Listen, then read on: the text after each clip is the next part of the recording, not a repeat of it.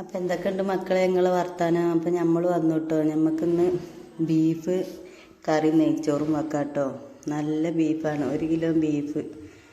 അതിലേക്കുള്ള സാധനങ്ങളാണ് നെയ്ച്ചോറിനുള്ള അരി കേട്ടോ. ഇത് പപ്പടം,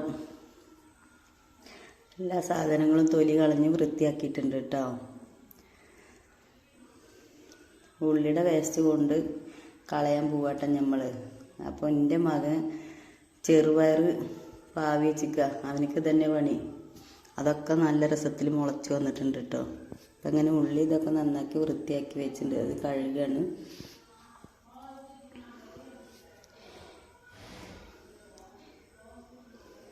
ഇറച്ചി വെക്കാനുള്ളേക്കുള്ള ഇഞ്ചി വെളുത്തുള്ളിയും പച്ചമുളകൊക്കെ ഇട്ടോ നമ്മളിങ്ങനത്തെ ഉരലിലിട്ടിട്ടാട്ടോ ചതച്ചെടുക്കുക.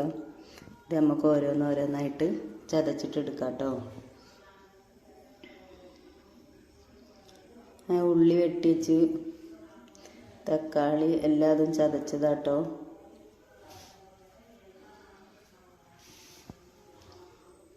നമുക്ക് വേപ്പിൻ്റെ ഇല പൊട്ടിക്കണ്ടേ, നല്ല നാടൻ വേപ്പിൻ്റെ ഇല കേട്ടോ.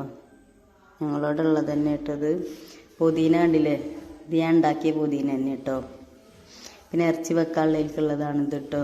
കുരുമുളക് പൊടി, മല്ലിപ്പൊടി, മീറ്റ് മസാല, മഞ്ഞൾപ്പൊടി, ഗരം മസാല, ഉപ്പ്. ഞാൻ മല്ലിപ്പൊടി മേടിച്ചിൻ്റോടെ ഉണ്ടായിരുന്നില്ല, ആമഞ്ഞമ്മാടെ പോയിട്ടാട്ടോ മേടിച്ചത്. അപ്പം ഞങ്ങളുടെ മൂച്ചിറ മുകളുണ്ട് 2 മാങ്ങ നിൽക്കണം. ഈ പൊടികളെല്ലാതും ഇറച്ചിയിലേക്ക് കൊട്ടുക കേട്ടോ. എന്നിട്ട് നമുക്കത് കുഴച്ചിട്ട് വെക്കാം. ഉപ്പൊക്കെ ഓരോരുത്തരുടെ ഇഷ്ടത്തിനനുസരിച്ചിട്ട് ഇടുക കേട്ടോ. ഗ്യാസ് കത്തിക്കുകയാണ് കേട്ടോ. ഗ്യാസ് കത്തിക്കുമ്പോൾ ഗ്യാസ് കത്തണില്ല, നോക്കുമ്പോൾ കുറ്റി പൂട്ടിക്കണേ. അപ്പം ഞാനത് തുറന്നിട്ട് കത്തിക്കുകയാണ് കേട്ടോ. കുക്കർ വെച്ചിട്ടുണ്ട് കേട്ടോ. ഇറച്ചി കുക്കറിലാട്ടോ വെക്കണത്.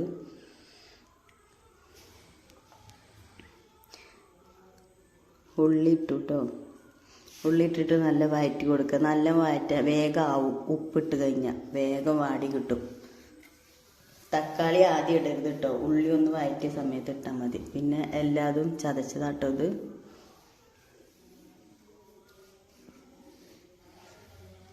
ഉലുവ ഇടണം കേട്ടോ. ഇറച്ചിയിൽ നല്ലൊരു മണം കിട്ടും, ഇറച്ചിക്കറി കിട്ടും. അങ്ങനെ അതൊക്കെ ഇട്ട് വഴറ്റി നമ്മൾ ഇറച്ചിയിലേക്ക് ഇട്ട് കുറച്ച് വെള്ളവും ഒഴിച്ചിട്ട് വെക്കാനുണ്ട്. ഇറച്ചി കറിയല്ലേ നമ്മൾ വെക്കണത്.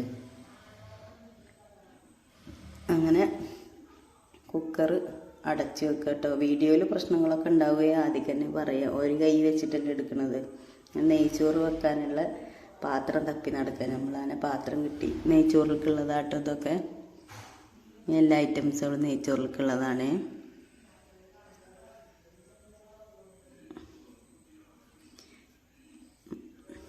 ഞാൻ വെറും വെളിച്ചെണ്ണ ഒഴിച്ചിട്ടാട്ടോ നെയ്ച്ചോറ് വെക്കുക. ഞാൻ വേറെ ഒന്നും കൂട്ടില്ല, വെറും വെളിച്ചെണ്ണയിലാണ് വെക്കുക.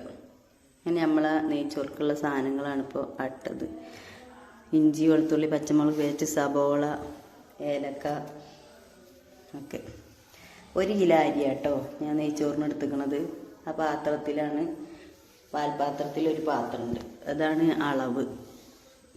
അപ്പോൾ ഒരു പാത്രം അരിക്ക് 2 പാത്രം വെള്ളം കേട്ടോ വെക്കുക. ഈ പാത്രത്തിൽ 2 പാത്രം വെള്ളം. ഇങ്ങനെ അരി കഴുകാണ് ചോറ് വെക്കാനേ.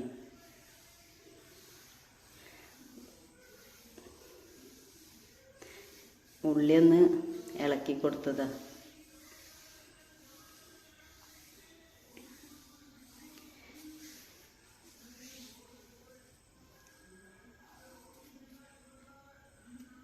ഉള്ളി ഒന്ന് വയന്ന വൈക്ക് നമ്മൾ അരിഞ്ഞച്ച പൊതിനയും വേപ്പിൻ്റെ ഇട്ട് കൊടുത്തു കേട്ടോ. മുമ്പേ തന്നെ ഇട്ടിട്ടുണ്ടെങ്കിൽ അത് കരിയുള്ളി. ഉള്ളിയുടെ കൂടെ ഇട്ട് കഴിഞ്ഞാൽ ഇല കരിയോ, പിന്നെ കരിഞ്ഞ മണം വരും. അങ്ങനെ നമ്മൾ ഇതിന് 2 പാത്രം വെള്ളം ഒഴിച്ച് കൊടുക്കുക കേട്ടോ. 1 പാത്രം അരിയാണ്, അപ്പോൾ 2 പാത്രം വെള്ളം ഒഴിച്ച് കൊടുക്കുക.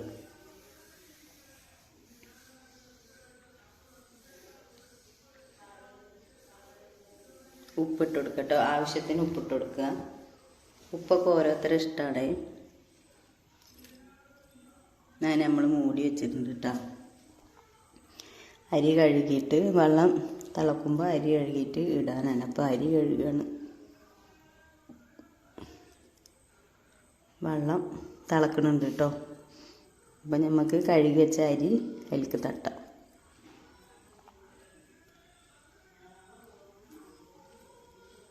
അങ്ങനെ ഇളക്കി കൊടുക്കുകയാണ്. ഒരു അരി പോലും നമ്മൾ വേസ്റ്റ് ആക്കരുത്.